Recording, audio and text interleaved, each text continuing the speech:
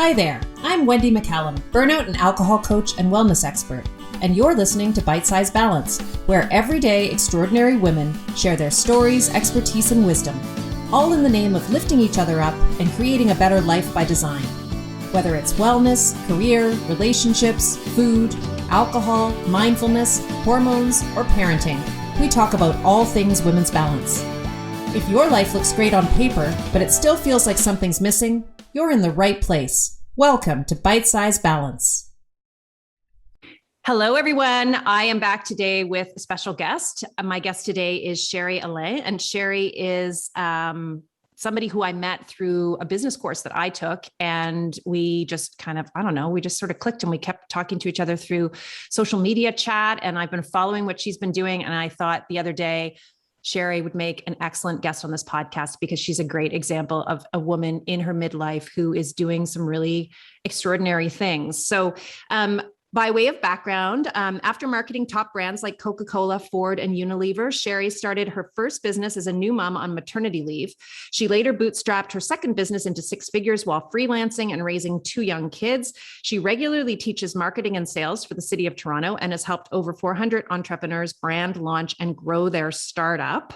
And we're going to talk about her latest business, which is called Zip Launch Me, which I think is the coolest name. We're going to talk about that in the course of this podcast episode. But before we do that, welcome, Sheri. I'm so glad you're here. I am so glad to be here. And I have a bit of a confession. I had a total girl crush on you when I first heard you talk through our mutual business program. Because, once in a while you hear someone on a podcast or on a call, it's over Zoom. I know it's not really intimate, but you're like, I totally get that person's psyche. Like, you're confident. And you had the confidence that the 5-year-old girl has that she loses by the time she's 8. And, now that I'm midlife, like you, it's coming back, right? Reverse puberty, as your pal said. That's so funny, because that's exactly, if I had to describe my confidence, that's what I would say to you. I mean, I've shared this, I think, probably on another episode, maybe not, but when I was a kid, I was super, super shy. And I think, for probably the first years of my life, I wasn't, but at some point I became really, really shy. And then I honestly stayed in that. And this always blows people's minds, but like right through my career as a lawyer, which doesn't really make any sense because I was a commercial litigator. Like I went to court, I did all that stuff, but I just never had that. In terms of confidence, I really didn't have confidence until I hit midlife. It's a very strange thing. And I grew into it. And what I have realized in hindsight is that it's very difficult to have confidence in yourself and be confident when you're doing something that doesn't resonate for you. And that's how it was for me. I was really good at what I did, but I always felt like someone was going to find out. I was going to get caught. I don't want to say imposter syndrome because I just read a really great article about how we shouldn't use that term anymore. So I'm not going to use that link. I need to read that article because I think that word. It was in the Harvard Business Review. It was a great article. I hadn't really thought of any of it in the way that it was presented in the article. But anyway, so I'm not going to say imposter, but I did feel like, and this may be just part of being in the business of law, but I felt like there was no way to ever be an expert because there was always another answer. You couldn't even really say what was right and wrong a lot of the time in the work that I was doing because it was just an argument, right? And it was an argument, whether you had the better argument, but if you're in court, there's a pretty good chance that we don't have the answer yet, right? That's the whole reason why we go to court is to find out the answer. So I always felt like I was going to get caught without the answer or I was going to miss something. And that really had a real impact on my confidence level. And then when I started doing the work that I do now, not in the first couple of years, but as I got further and further into it, I realized, okay, hold on. Like I actually know what I'm talking about now. And I feel completely confident. And you've probably heard me say this before. If I don't know the answer, I'll say, I don't know the answer, but that was not an okay answer when I was a lawyer. People were paying me to know the answer. And so I feel like the confidence that I have now comes from, first of all, being, I am an expert in a lot of different subjects that actually really interest me. So I feel really passionate about them and I am always continuing to learn. But I think the biggest piece of it is that I get to dictate my scope.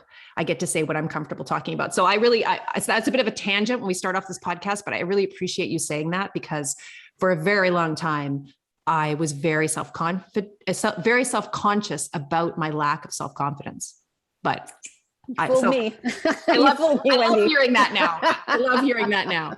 So Sheri, let's start because I think it's, what we're going to talk about today, really, the reason I wanted to have you on is because Sarah Bailey and I have been talking about how, we are seeing this trend in the women that we work with, her in her naturopathic practice and me in my coaching practice, women in midlife who are starting to question lots of things. But one of the things that women start to question often is whether they really need and want to keep doing the job that they've been doing for a very long time. And it might have served them for a period of time to do what they do. Or maybe it's just something they've never really been happy with, but they've been able to characterize it and see it as just a job. And they've focused their attention and been able to feel, satisfied and fulfilled from other parts of their life, maybe raising kids or whatever else might be going on. But at some point they get to a place where they start to question whether what they're doing is really what they want to be doing. And I've seen this time and time again with the women that I work with. They come in and they're really not feeling fulfilled. They're not feeling resonant. And one of the big questions they're asking themselves is, am I doing the right thing? And what else could I do?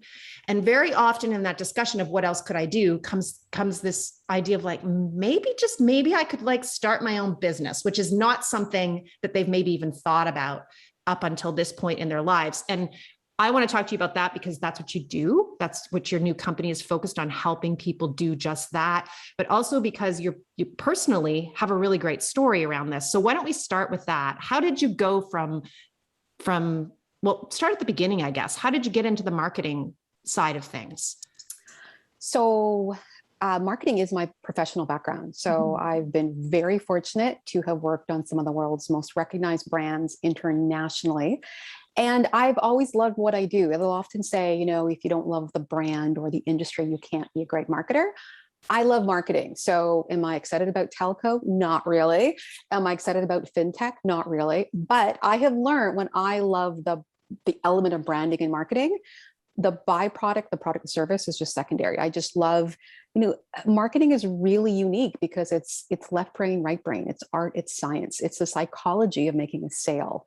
So for me, who's always been a bit of an outlier, oddball, proud misfit, I say that now that I'm midlife, you might as well embrace it. Just like I'll never look like Halle Berry, I might as well embrace it. So, right, that's my badge. It really spoke to me. It's like the science and the art of getting someone to be persuaded to purchase what you had for sale. And like a lot of women, I think it's prior to midlife. It could be as early as motherhood. Well, my motherhood was virtually midlife at age 37. I had my first daughter. So that was like, I don't know if it's hormonal or just the mental tipping point. You're like, I don't want to just push, products on people that I don't think make the world a better place. So, and that frankly, it helped that there was a big recession of 2008. But I started marketing consulting back then. And prior to that, I actually used, in Canada, we have, as you know, a 12-month window for maternity leave. And I used that 12 months to start my own business. And it was a great example of, if you give yourself a finite period, which I did, I had 12 months, 11 technically, you have to figure out whether or not you can actually make this creative idea into something financially viable. And so the good news was I had a beautiful brand, a beautiful website. I had sales, I had repeat sales, I had press media in the Wall Street Journal and local Toronto media, and I had no profit, which was like really bad for someone with an MBA who didn't understand revenue minus expenses and pay yourself first. So the moral of the story is I had to hustle because there was a recession. No one was hiring women with young children. And I just really loved helping other small businesses. And then I started teaching for the city of Toronto. So 14 years later, I'm still doing what I do, but in the period since I did my first mat leave startup and pre-COVID, I actually started my second business, learning my lessons from my mat leave startup. And I created a 6-figure business in less than 3 years with $5,000 and less than $5,000 investment turned into $300,000. And I was raising two kids from home before anyone else did that. You know, COVID changed the world as we know it. But I think what I realized, it actually wasn't as hard as I thought. You know, I do love marketing. I know I've got a business background, but I think you're led to believe by the right experts or by, you know, too many textbooks and blog posts that it's something you're either born an entrepreneur and it's some like really ambiguous, intangible skill. And, you know, really it's something that you develop over time with practice and experience. Being resourceful and resilient are the most important skills to have, along with the blueprint to save you time, money, and effort. But I actually realized with my second startup, I'm like, okay, I know how to make money now. I know how not to lose my hard-earned sales. And like, I really cracked the nut on my second effort out of the gate. So I think I felt like it wasn't as mysterious as I was led to believe by all those male-written business books. And I'm literally sharing that information with other folks who want to be six-figure business owners. Yeah, I love that. I also love the focus on six figures. We were kind of talking about this before, but I mean, as we're talking about, I mean, yes, maybe you will make the 999,999 number, but really, I think when you and I are talking about six figures, we're talking about like, let's get you up to a salary that actually allows you to have the things that you need to feel good, but also to have all the benefits of running your own business in terms of the flexibility and the independence and the, you know, the pride of ownership and all of those things that come along with being an entrepreneur. I mean, I would love to grow my business to some monumental size, but to be perfectly honest, it's not about money for me. I've gotten to a point now with it where I feel like I'm very blessed to be able to do something that I love and make a living that allows me to keep doing what I love. So I love that because there's so much out there around making like, let's make $1 million. And really, it's kind of overwhelming for small business owners to think that that's the goal. Yeah. Yeah, I agree. And I think you need to take a step back. You realize, so first of all, half of all businesses fail within 5 years. Yeah. And for the ones who are still, you know, have a pulse, the average revenue isn't more than like $60,000, $70,000. Yeah. That is their revenue, not their profit. So when they remove all of their expenses, you know, inventory, ad spend, hiring other freelancers, you know, even if you're netting half of 75, that's not a lucrative salary, especially where I live in Toronto, where houses, you know, average $1 million. And it was Canadian dollars, but still, that's a lot of zeros. Yeah. So that the point being is that I'm not even being greedy. I had a great quality of life while I was able to go to all of my children's events and all the field trips. But it really was about time. To me is the new money. Yeah. And time is the only thing.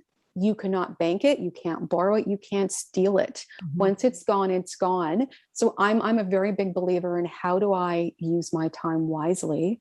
And now that I'm midlife, I don't have as much time left to use. So the pressure is really on to say, like, I am starting my fifth startup, my third launch. I am here to be fast, focused, and productive. What is the best blueprint to get me from A to B? Yeah, I love that. I just read an article the other day. I'm all about the articles today, aren't I? I just read an article that Sarah Bailey forwarded me. I think we might do a podcast where we talk about it. It was called something to do with time millionaires, which is kind of this new concept. And it's this idea. And I think from reading that, I mean, I read it pretty quickly, but what it sounds to me like this is more of a younger generation kind of concept. And the idea is that time is more valuable than money. And the richest people are actually the people who are time millionaires, who have, you know, figured out how to prioritize time, and they may make less money, but they're richer in terms of the amount of time that they have. So I love that you said that. And that is for me, a huge piece of being able to do what I do and make the amount of money I make, which is enough for me to keep doing this, which is really my goal. My goal is just be able to keep doing the thing that I love. So to make what I need to keep doing it and meet my, you know, and meet the expenses that I have in life. But also have this time available to me. And I think this is one of the reasons why women very often, when they're either and you're very right, like I think we have to go back a little before midlife for a lot of women in terms of when they start thinking about starting their own business, or leaving the employment that they're in, which for me was also, I would say, I think my kids were 4 when I left law. So I was in it for 4 years there, but the whole time, those 4 years, I was thinking to myself, what can I do? What else can I do? It's just not what I want to do. But part of the leaving for me was all around the time piece. It was like, my time is not my own, and I don't care how much you pay me. This is not how I want to live my life. So let's go back. Now we're getting off track, which I knew was going to happen. I knew we were just going to start talking about stuff. That's okay. That's the highlight of my week, Wendy. Just let it roll, girl. That's what this podcast is all about. Okay. So first, as a side note, I need to say this: follow Zip Launch Me on Instagram, because Sheri's marketing is brilliant. And the combination of what she was talking about, art and the message, is so freaking cool. I always know when it's Sheri's thing, because her stuff on Instagram doesn't look like anybody else's. And I'm sure that was the point of it. And it's very, very well done. So if you want to know what we're talking about with this whole like art meeting the message, Sheri is the master of that. So that's just a little plug for Sheri's Instagram, Zip Launch Me. Okay. So let's talk about I'm a coach. Obviously, I work with lots of women who are feeling stuck and not feeling like things are where they want them to be. And a lot of the times, as I said, there's this thought in their minds that maybe they need to leave their current employment and move into something else. And a lot of the times they're thinking about starting a business, but they don't quite know what that would look like or how to do it. What is it that holds us back, do you think, in this? Because I was stuck in it for years. And when I left law and went back to school to get some training, my first training was in natural nutrition. And I was like, what am I going to do with this? And the only real answer for me was, well, if you want to do something with it, you have to start a business. And I remember being paralyzed by that.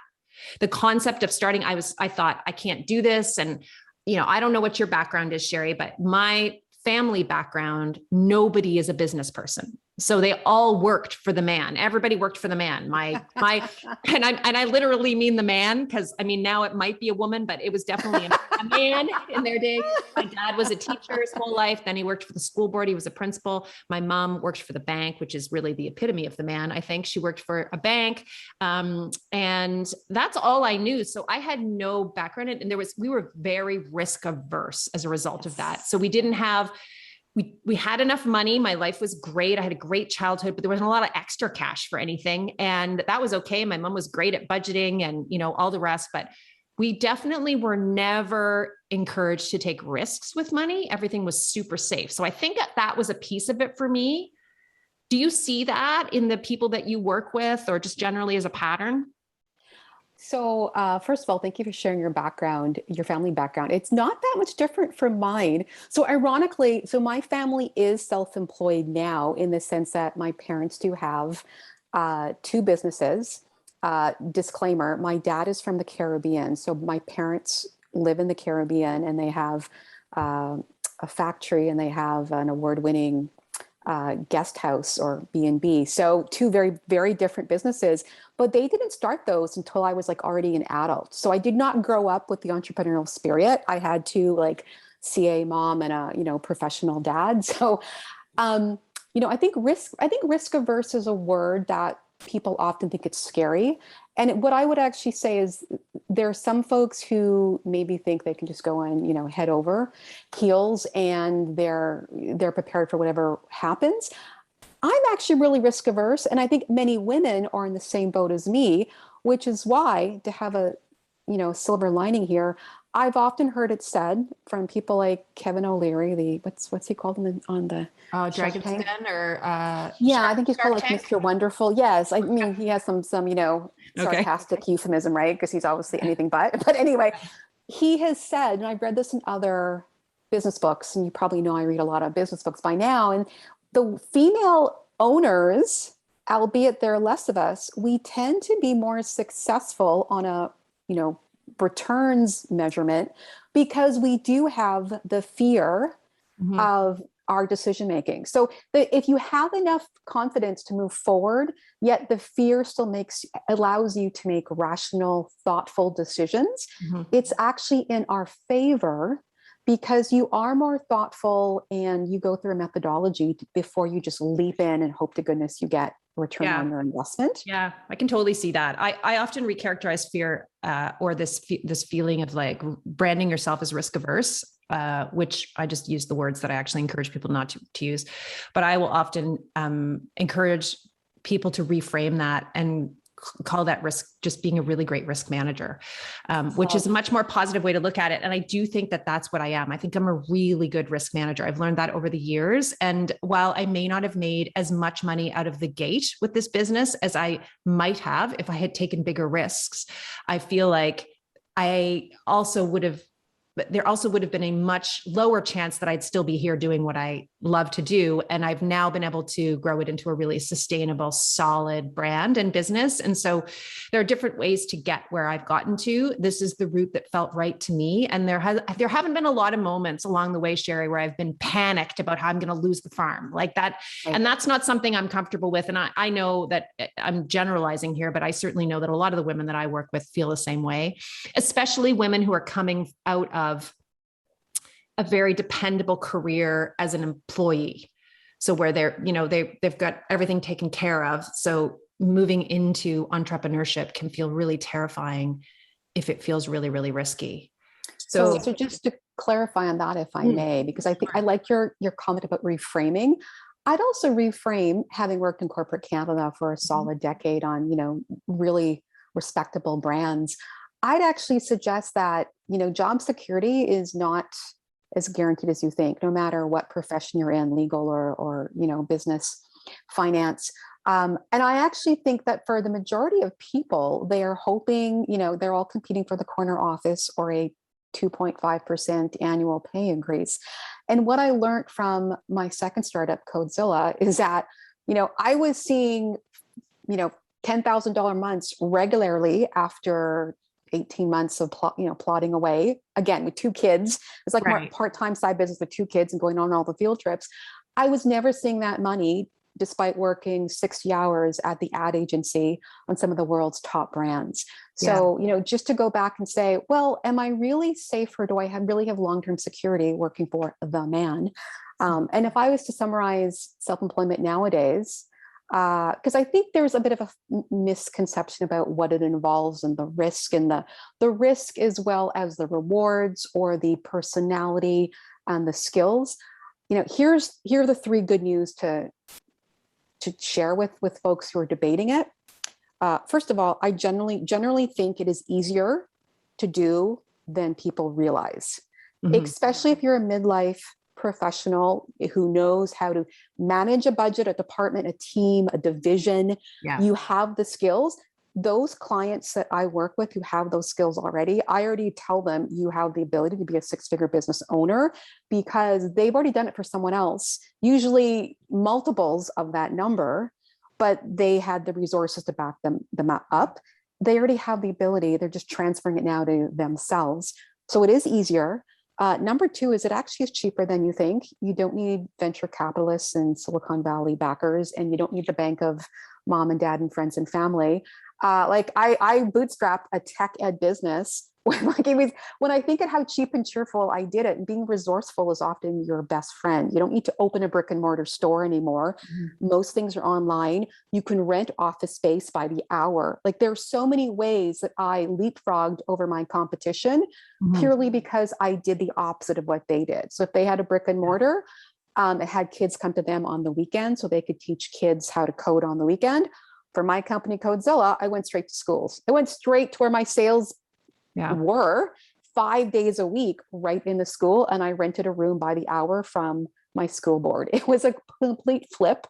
And it wasn't radical. They call that disruptive in Silicon Valley. But really, it was just common sense savviness that your grandmother would apply, go where the market is, and then offer your service. Yeah. And number 3 is, it really doesn't take as long as you think. People either think they'll be a millionaire overnight. That's definitely smoking. But on the flip side, you don't become vice president, in 3 years, but you could become a very successful business owner in 3 years. Yeah. And I think I've just realized that it is not as hard or as difficult or as expensive as I was led to believe, because all times I have done it myself. I've learned the mistakes. The biggest mistake I've seen is going from a big brand where you think you have endless budget and resources and transferring that mentality to a small business, where I have met the woman who I still like shudder when I think of this. She admitted in this other business program that I had joined for female entrepreneurs that she had spent $110,000 on creating a vitamin for her target audience and the branding that I thought was like really subpar. And I was like, holy mother, like honestly, for $1,000, I had a website and a killer brand.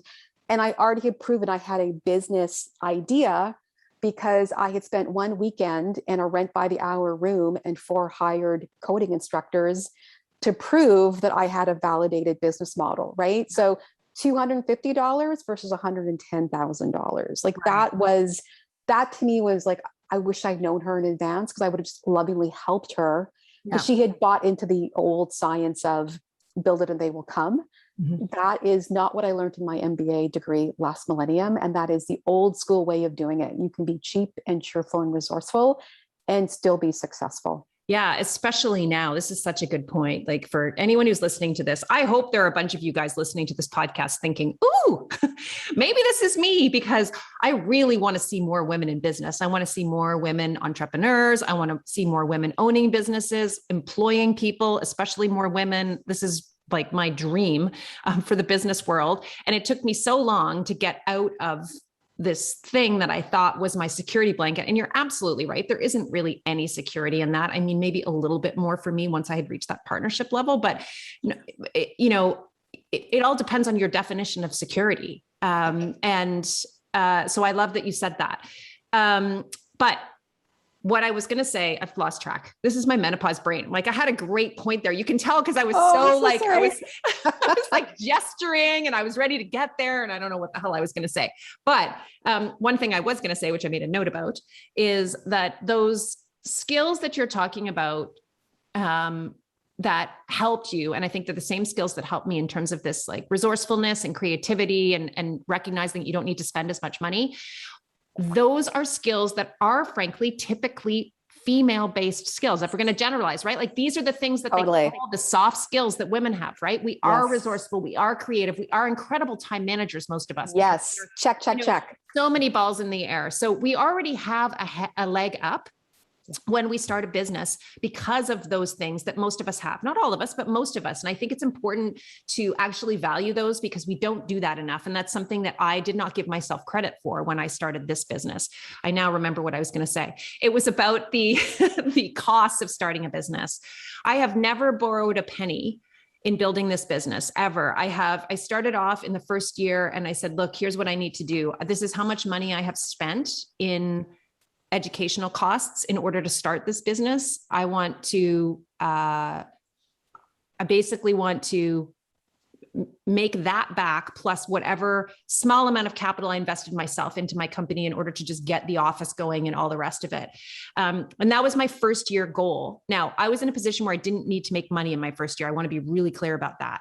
If I hadn't had the luxury of that, which I had because I had a plan when I left law and we'd saved money and we knew I probably wasn't going to be working for a short period of time, maybe a longer period of time. If I hadn't had that luxury, I absolutely would have started doing it on the side. So I would have been working and I would have started the business and I would have run it at night and I would have run it on the weekends, which is something I do want to put out there for women who are thinking about this. It's absolutely a really pretty safe and solid business plan if you are thinking about starting a new business to keep doing what you're doing or do what you're doing just a little bit less. And maybe take one day of the week where you work on your new business and then you do it a little bit on the weekends or whatever in the beginning. And that I think is actually really great risk management. And it can actually, I think for many women be the difference between them actually starting something new and not doing it at all, because it just feels terrifying to leave an established career. So I think I want to throw that out there. I didn't have to do that. I had the luxury, which I appreciate, and the privilege to not have to do that. But for many women, that is a really great way to transition into being a full-time business owner. I totally agree. Yeah. So I wanted to mention that, but on the cost side of things, because everything is so digital and so available now, it is so easy to do this stuff for so little money. I mean, I have a number of courses that I run and I have an online. So whenever anyone coaches with me privately, they also get access to there's actually pretty huge collection of stuff online that you get access to, a library. Basically, I call it of resources and support tools and videos that I've done and variety of different, like just stuff that's on there. That is all on this platform called Kajabi, which costs me hardly anything a month and which I basically build myself. So, and I know I'm no tech wizard, but over the years I've figured out how to do this and it's really not rocket science. And I'm able to manage that whole side of it virtually for free. Every once in a while, if I have some extra money, I'll bring someone in to do something fancy for me, but all the basics of it, I can do myself. This podcast, do it myself. I'm sure you guys can't tell, but I do it myself. I do not have anybody masterminding this thing. It is just me. You're too funny, Wendy. But I mean, you don't need to be like, I love this cheap and cheerful thing. I actually had a mentor. One of my mentors is Annie Grace. She's my mentor around the alcohol coaching side of things. And I just think she's amazing. And she's just an incredible businesswoman, has a similar background to you in marketing. And when I was talking to her about starting this podcast, she said, I was like, what do I need? How much is it going to cost me? What kind of stuff do I need? Fancy stuff, whatever. And she literally held up her microphone and said, this is all you need, Wendy. And she said, do it on Zoom. And their podcast, I think, Sheri, it's had like 10 million downloads now, but like it's a massively popular podcast. And she said, look, in all the years we've been doing this podcast, which they record, or at least they did at the time, I don't know if they still do, on Zoom, just like we're recording right now. She said, I've never had one person come back and say, your quality is off and I'm not going to listen to your podcast anymore. Like people are showing up for the content and the conversation. And that gave me so much confidence in terms of doing, taking this, what it felt like kind of a risky thing to start this podcast a year ago. It was like, she's doing it and she doesn't have a lot of tech and it's not costing her any money. I mean, it is obviously now they have people who help them with it, but if she was able to start this and not spend any money on it, then I can do that too. Which actually leads me to another point, which loops us back into you, which is ask other women who are doing this how they did it. Yes. So I should ask about podcasting because I've been told I have a voice for podcast You too. as opposed to a face for video. That was my brother who lovingly told me that, which I took it as a compliment, kind of. I think you have both, Sheri. I think you have both. Yeah, it's all good. But I actually want to first loop back to you to say, because I also know you after that mutual business course. I didn't realize at the time that you would be someone who I would then need your services. And I have been very, very vocal how much I've enjoyed your content and I've benefited from your content. So, to the fact that you share your story and say it wasn't about the money, it was more about the fear and overcoming that barrier. Like, I don't know what I don't know. Mm-hmm. And I would actually say one of the biggest challenges that we have right now, this, across the gamut, regardless of gender or age, is we have too much information that is being thrown at us. And I myself, I obviously had a business running pre-COVID that was on a really, hockey stick growth. That's changed obviously since COVID. I pivoted, reset button, it's all good. But I think what I realized going back to create a new business from the ground up is like, wow, this is really overwhelming if you don't know where to start. Yes. And for the record, I have in total 20 plus years of marketing business experience. I am a marketer and I know how to create a business, and I am getting overwhelmed. Holy mother of God. If you are coming from a profession or a different industry, or maybe you're following your hobby passion and you want to pivot that into a business, I would feel for you. I usually hear people tell me, I don't know where to start, or I'm really overwhelmed. It's analysis paralysis. Yeah. That to me is the biggest hurdle and barrier to your success. It is not going to be the money that you have to invest. It is not going to be the energy and effort. It really is, how do I strategically allocate my limited time, money, and effort? What are the most important things to do, and in what order, and how do I do them? And I know you and I both believe in science. I really, I will always believe the 9 of the 10 dentist, right? Whatever toothpaste are shilling, I'm buying that one. So I look at, what does the business science tell us? So, it's things like the Pareto principle, aka the 80-20 rule. how do I really focus on that? And, here's a good example. Can you tell people, Sheri, can you tell people what that is? Because nobody listening knows what you're talking about. What's the rule? What's the 80-20 rule? Okay. This is like really simplified because it truly is, it's a phenomenon found across many different elements of life, including nature. And the phenomena is that 20% of your effort will drive 80% of the results. And to put that in different perspective, 20% of your cell phone battery 80% of your cell phone battery usage comes from 20% of your apps. Right. 80% of the crime is 20% of the criminals, right? So a small minority is the population. But think about that less theoretically, more in real life. So as a business owner or a wannabe business owner, you probably have a list of 10 things that you need to do. Mm-hmm. We all have a list. It could be just as a working parent. If you have a goal, if my goal is I need to drive more sales and to lead my team, there are probably only two things. Well, there are only two things on my list of 10 that will actually effectively help me achieve those goals, or 80% of them. So what I tell my students and the business owners I work with is, I give you permission to cross 8 things off that list of your top 10 to-dos, because only 2 of those items are actually going to move the needle. And for most of us, the number one thing to do is to get more sales. No matter how big or how small the company, you need more clients. And you know what?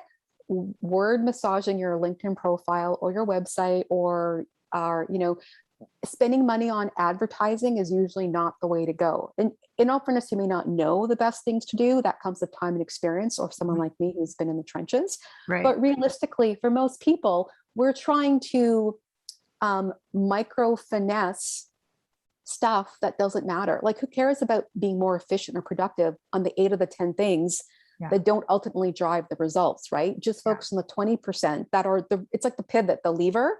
A little bit of weight at one end will lift a whole, a car on the other end, all because of that lever.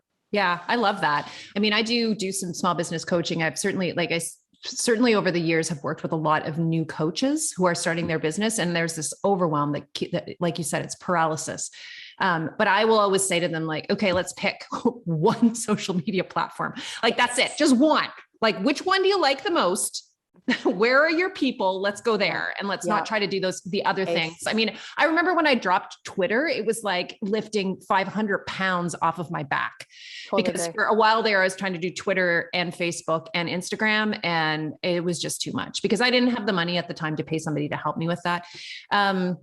So, just even like that simple thing, like just keep that to one. But I love this idea of 80-20, and I can go one step further with that and give people I think another step to that, or an idea that you can use with that. Because what happens is that people panic about the 8 items that are getting put in the bin, right? They're like, wait, I'm crossing these 8 things off. I'm only focusing on these 2, but these are really good ideas. I really want to do something with these. And again, Annie, Grace, my mentor, who I'm in a mastermind with, she said, about that, which this was such a great epiphany for me. She was like, look, here's what you need to do. You need to, and I don't think this was her idea. I think she got this from another business mentor, but she said, take that stuff and literally put it in a vault, like have a spot that's called the vault.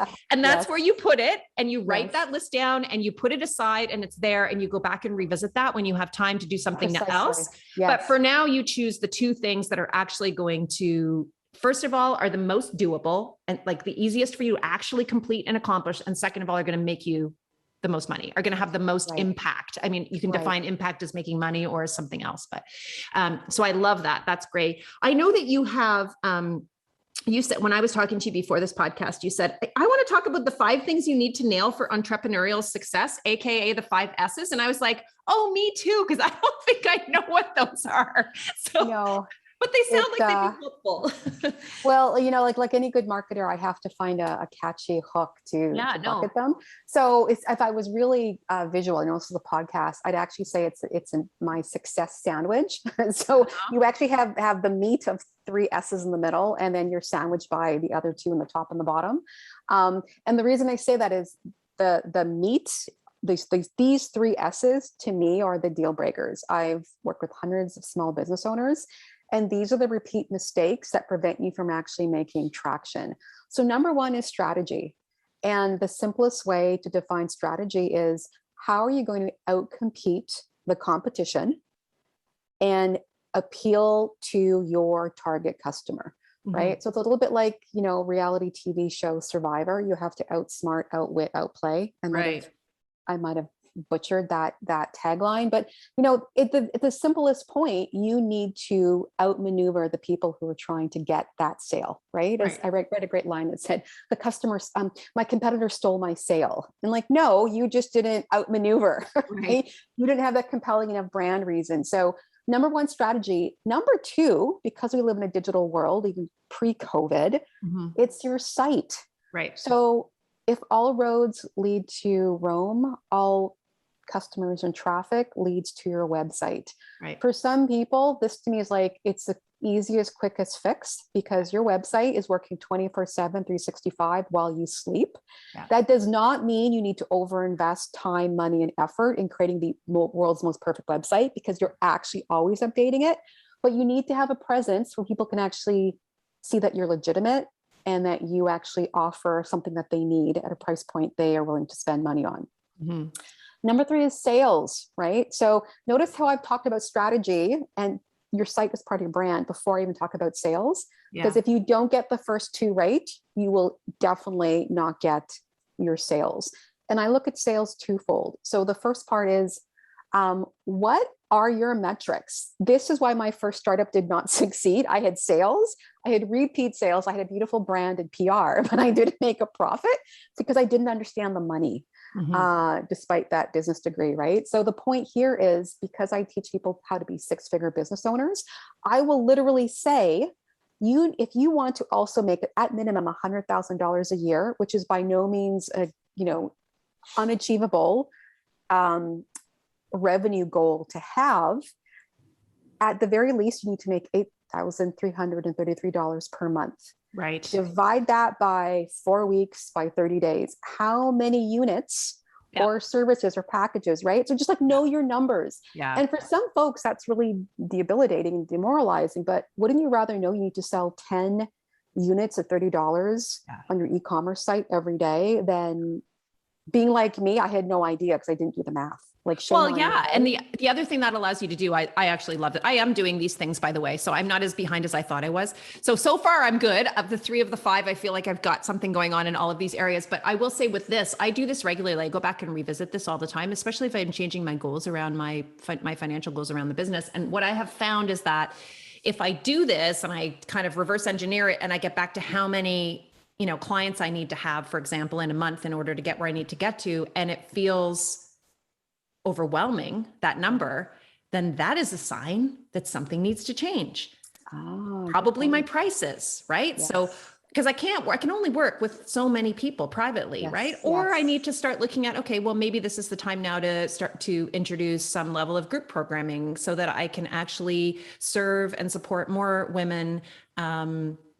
But it takes less of my time because time is my main commodity as a solopreneur and as a coach, right? So backing that up can also, if it feels overwhelming, like, oh my gosh, I have to sell all these things. Well, then like, okay, can you do something with your product, whether it's a service or it's a good, can you do something with that in order to increase the profit margin on that somehow? Or it's really about increasing the profit margin, I guess. And if you're in services, well, how can I offer that same thing, but have it take less of my time? So I love that. And so many coaches don't do that. Just if we're talking purely about coaching and consulting, I've seen so many people move from professional services in-house somewhere to a consulting business, and they don't do that. So they're not thinking about that, and it gets them in trouble. So I love that. Okay, so that's strategy, site, and sales. Do we get through sales? Two-part. Yeah, Right. Sales is 2 parts. So the second part, of course, is the marketing part. So you know what you have to sell financially to meet your goal. Now it's how are you going to achieve it? This is your marketing plan. And again, even before COVID, where life imploded and no one had, knew what was going to happen beyond 2 weeks or 2 months, I believe in 90-day plans. So what's your quarterly, 30, 60, 90-day plan? Because truthfully, if I gave you a 12-month plan, we probably would find out by month 6 that what worked in month 2 doesn't work anymore. So I'm always a believer in what have I learned from the past quarter that I can reapply? wash, rinse, rinse, repeat. Yeah. And if it's working, make it work better. And if it's not, drop it and move on, test the next thing. So the fourth S is systems. And this is not often the fun part, but I think this is the game changer for your time and your energy. Totally. You mentioned Kajabi, right? There are more systems that exist now than they did 10 years ago that really empower you to be more efficient. And also, if you have a team or you have a few people who do contract work, it's also how do you manage them, right? Manage yourself better, but manage your company and your team better. Yeah. And lastly, to wrap it all up, it's the success mindset. And, I know for some folks, they start with like, fix the mind, the rest will follow. I'm a big believer that taking action towards your goals by seeing progress, like something happens to you mentally and you actually start to have the success mindset just by default that you're doing 1 to 4, but you're going to have rocky moments in the road and you need to prepare for it. Sure. And this is understanding like, what do I need to consider? It's also like, that's why I took your program, right? The Women Talking Frankly, because I was having success on the outside, but I was feeling really burnt out. So how do I reconnect with what is success? How do I measure it? How do I optimize it for the future? Yeah, I love that. That's great. Yeah, I would just to go back to the systems piece. This is one piece that I have. Well, there's still tons of room for me to do better in this area, but I will say this is something I figured out really early on, which is you need to do everything possible to never be reinventing the wheel. And so yes, it's even simple, like even if you can't afford to have people work for you, which many people can't in the very early years of starting a business. And I certainly didn't in my first couple of years. You can do like really simple things. Like when you write, so this is my thing now, whenever I write an email for the first time to somebody to answer a question or solve a problem, I save it. Yes. So I have like a text out of it's called client email templates, and I've had it for forever, and it's changed over the years because it's different things. But if you apply to, listen, I'm going to tell my secrets here. People are going to be like, "What? I thought you were just writing to me personally when you said." Sorry guys. I love you all, but I don't have time to rewrite the same message. And the messages I have crafted they cover everything. I know I'm not going to leave anything out or forget something I need to say or whatever. So I will go and cut and paste from these things when I have a request or something from someone. So that's like a really simple example of a system, but talking about this podcast and actually using somebody, if you have somebody who's working for you, the system can be as simple as setting up a checklist. So I have a VA now who she does not do any of the tech on this. This is all my fault and responsibility. Like whatever goes right or wrong with this thing is my fault. It's not on Rebecca, but Rebecca's awesome. And she's in Ontario and she helps me with scheduling and like uploading and whatever, because this podcast is in like 5 million places. So she does that part of it for me. And I created a checklist for her the first time. And it was a lot of work to get the checklist in place. But I always say, delegation is your best friend as a busy person. And it's the one, it's a huge key to stress management and burnout prevention. You have to learn how to delegate properly. The way to delegate properly is to think about it in advance when you have the time to actually create a system so that when you delegate, you have confidence that the person's going to do it the way you need to have it done. And it doesn't create more stress, because delegation can just create more stress for people. So a system can be as simple as a checklist. And guess what, Sheri, I've shared that Podlist checklist now with a bunch of other coaches who want to start podcasts. Like I have said, okay, well, here's like, it's not perfect, but here's the way I do it. First I do this. And it was a great tool for me in the beginning too, just to remember the moving parts of how to record. I did a podcast episode and I forgot to hit record. So that happened to me as the guest. That got added to the checklist. No, I fully hear you. So I love the fact you're mentioning delegate. I remember your program, Women Talking Frankly, and you talk about the 4 Ds, right? Mm-hmm. So yeah. I think we often we feel we have the need to do it all ourselves because we're nurturers, we're caregivers. And, this is really the time where, is it a good use of your time? And, do you really want to do it? And I won't get into like zones of genius, because I think that term for me is also a bit tired, but I know what I'm good at, and I know like finance is not my thing. But when I lost money with my first business, despite having a beautiful brand and wonderful sales and PR, I was not going to make that mistake again. Mhm. So I made sure I know enough about my numbers and my accounting. I will never be a bookkeeper, not my desire, but I invested enough time, money, and effort to figure out, are these numbers good? Are these baseline numbers good? Are they trending in the right direction? Fine. Yeah. Yeah, exactly. Yeah.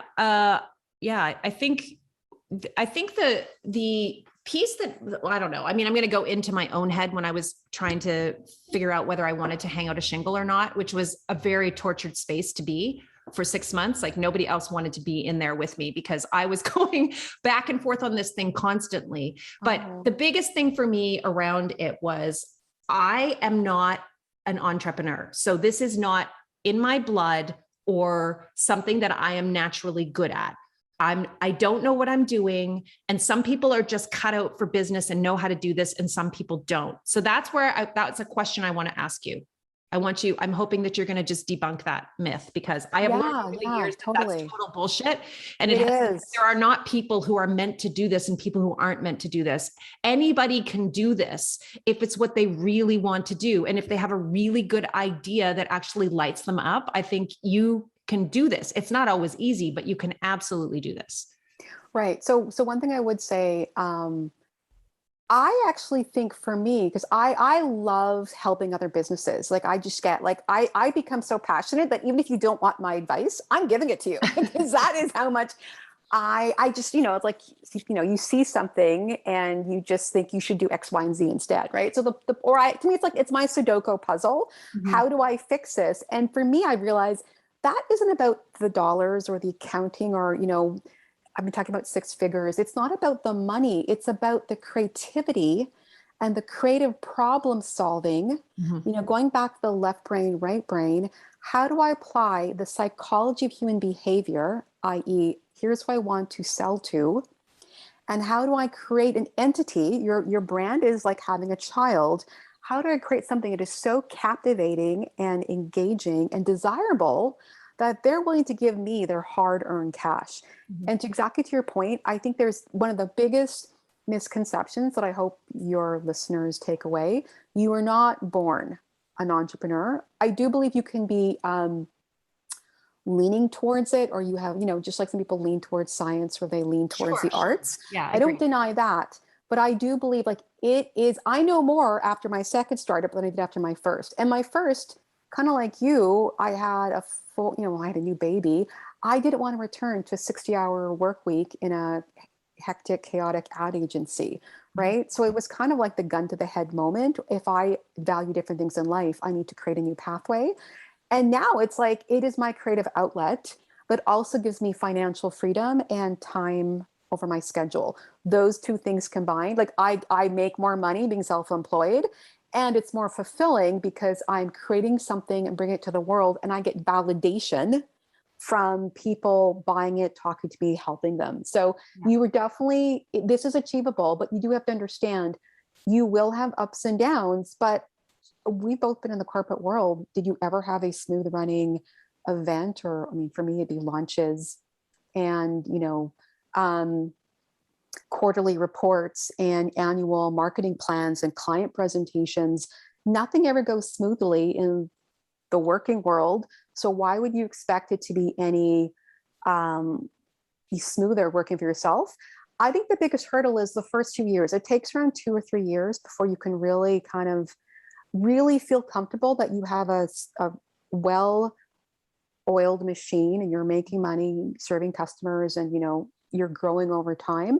Yeah. If you're not finding traction, you have to go back to the beginning and figure out what's wrong. Yeah. But in my opinion, if you can get past the couple of years hump, that hurdle, you then have probably more unlimited growth than you ever would have had in the corporate world.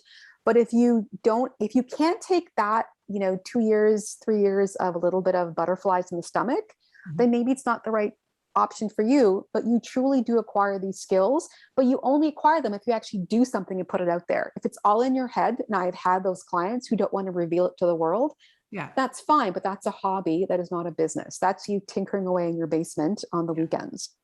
Yeah, absolutely. But I think the other piece of it, as I mentioned earlier, is you can take a hobby and turn it into a really lucrative business. And so if for you, it feels safer to have a hobby for a while where you sell a little bit, but you don't sell a lot and it's not your primary stream of revenue, that may be a great way to transition into this. If you're, the other thing I wanted to talk about, I'm so practical about all this stuff. And because I coach around this all the time, so I have, always have several clients who are currently in transition in their career.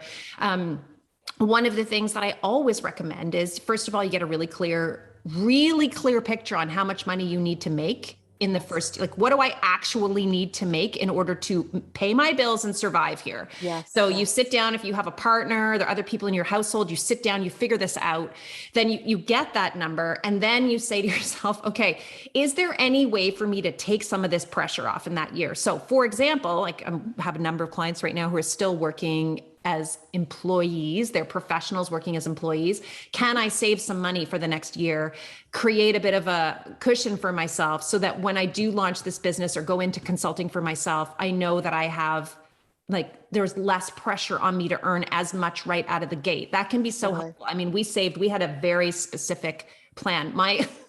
Now it probably makes sense to everybody, but I swear when we were in Calgary and I was practicing law, people were like, what are these people doing driving that shitty old beat up minivan and living in that house that they live in? We had a lovely house, by the way, but it was at the time when a lot of the people that I worked with were overextending themselves because they knew there were all these, they were going to get bonus and whatever. Yeah. And everyone was keeping up with the Joneses. We were not keeping up with the Joneses or anyone else. We were doing our own thing, but it was because we knew that I was leaving and we knew we needed to save money. And so we were putting money away. And I always encourage people, if you do not feel like you are in the right place with your work and you know that there might be there's something bigger or better out there for you that's more fulfilling, start planning for it now, even if you're not ready to leave. Just look at places where you cannot spend as much and save some money, because you never know when you're going to need that. And for me, that was the thing. As a very good risk manager, I almost said risk averse person, but as a very good risk manager,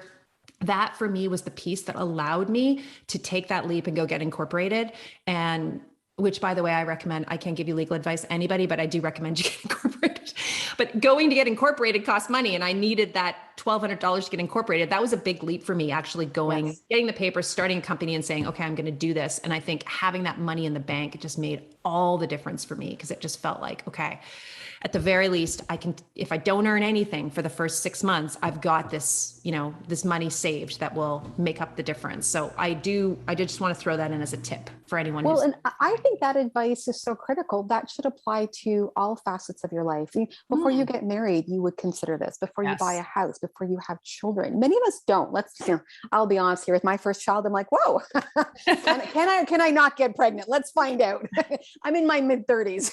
Right. So, we know how these things happen. But I definitely agree with what you're saying. The good news is it's cheaper than it, unless you're trying to create the next Elon Musk electric car or fly to the moon. It really is cheaper than ever. But you should always, consider the what ifs, because no one expected the once in 100-year pandemic to happen. But if you look at history, we were due for it, just like they said we were due for a market correction, because you look at the cycle of the market. So having survived 2-3 recessions plus 9/11, I mean, what's a pandemic? Right. Yeah, I hear what you're saying. I totally agree with Wendy. That's good advice for your clients. What would you say, Sheri? So there's someone listening, because I want to wrap it up soon, only because this is my pattern. I look at the clock. I'm like, oh, wow, it's been an hour. So I could keep talking to you for forever. But what would you recommend? If there's someone listening to this podcast, and I hope there is. I hope there's someone listening to this, and I'm sure there will be, who is feeling like kind of excited about the idea of maybe leaving their thing, not working for the man anymore, starting their own business in midlife, and has had an idea maybe churning, or maybe you don't have an idea, but you just have a feeling that there's something out there that's bigger and better for you, and that you might really love being your own boss. What would you say to that woman is like a really great first step? Great first step. So I'm going to take a step back and I think the first step actually in this case starts in your head. Yes. So I actually believe COVID, if you look at it in the positive light, is a blessing of a reset button. We don't often get this. I took it and I ran with it. So, this truly what I said earlier on, it is easier, cheaper, and faster than you think to be financially self-sufficient. I think the first step always starts with who are you selling to? Who's your customer? Because one of the most common mistakes I see is people love what they've created, but they don't have a buyer for their product or service. Right. So really understand what value, because it's simply a value exchange. What value are you providing to someone? And just because you love it isn't relevant. You need to validate it. That's called, product market fit. Right. And, for me, for example, with my second startup, Codezilla, I taught kids how to code. I invited 40 moms, easy enough in my network as a parent of two, to a free event, rent by the hour.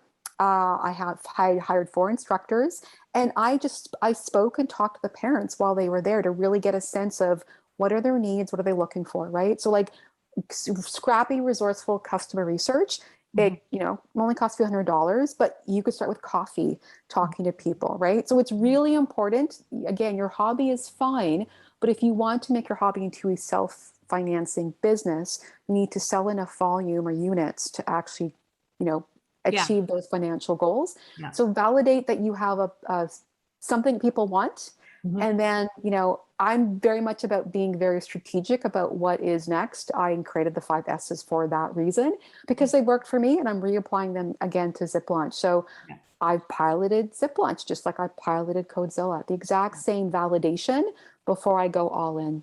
Yeah, no, I love that. That's a great idea. That's a really great advice. And I watched you pilot Zip Launch. I saw you do that. And I thought, this is super smart. And I've done that. I mean, people who are listening to this podcast, you've seen me pilot programs. I piloted WTF in the spring. I had no idea how that would go. And the whole point of that was, yes, to support women in midlife and menopause and all the rest of it. But we really wanted to learn like what women wanted and didn't want. And we had a survey, and we were asking women in between sessions, how are you liking this? What's missing? What would you like to see more of? And it's an evolving process for us. We're still doing that. And that has always been an organic part of how I have done business. So again, maybe I can check off another box of something that I've done right along. Yeah, like you can teach me, Wendy. Yay me. I think I need you as a guest speaker actually for one of my workshops. But yeah, most back to your earlier point, and before I thank you again for your content and for allowing me to chat with your viewers, most people who are millionaires, as much as I kind of don't aspire to be the millionaire status, most of them, they did the study, The Millionaire Next Door. They live a frugal, humble life well within their means. They don't drive the ritziest car. And also statistically, people who are millionaires are more likely to be self-employed. Now, being self-employed and having a small business or having a business does not mean you will be a millionaire. The correlation doesn't work both ways. Sure. But you are more likely to be a millionaire and have your own business. Right. Yeah. So you can't lose. I really want to wrap this podcast up by saying, if you're thinking about this, if your gut is telling you you are not where you need to be, if you are feeling like something is missing in your life, you're not serving your life's purpose, you don't even know what your life's purpose is, I really think that is a sign that you should be exploring that further. So I'm not saying quit your job and go become an entrepreneur. I'm saying explore it, start thinking about it, start working through that. Maybe go see a coach, talk to a coach about it. I mean, these are the types of these are the types of questions that I, help my clients work through on a daily basis. Explore it though, because we deserve to be doing something that actually lights us up. And I cannot tell you how many women I have worked with over the years who have said something like, well, you don't need to like your job.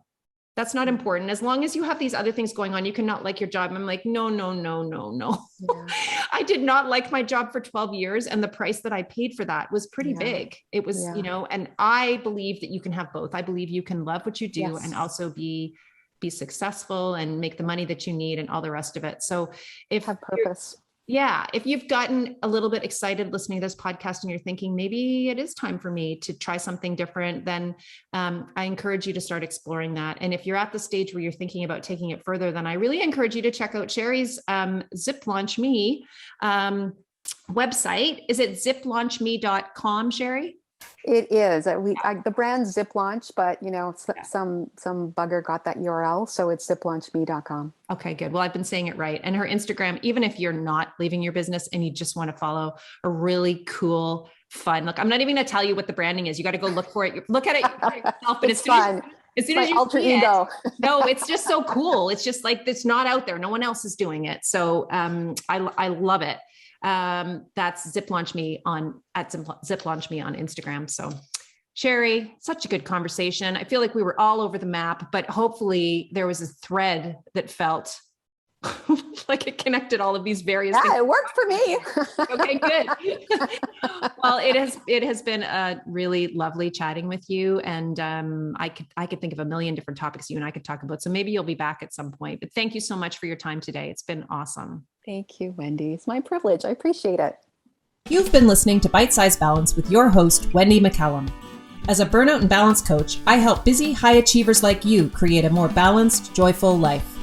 If you've been putting yourself last for way too long and are worried that you're burning out, grab your free burnout checklist at www.wendymccallum.com/checklist. That's www.wendymccallum.com/checklist.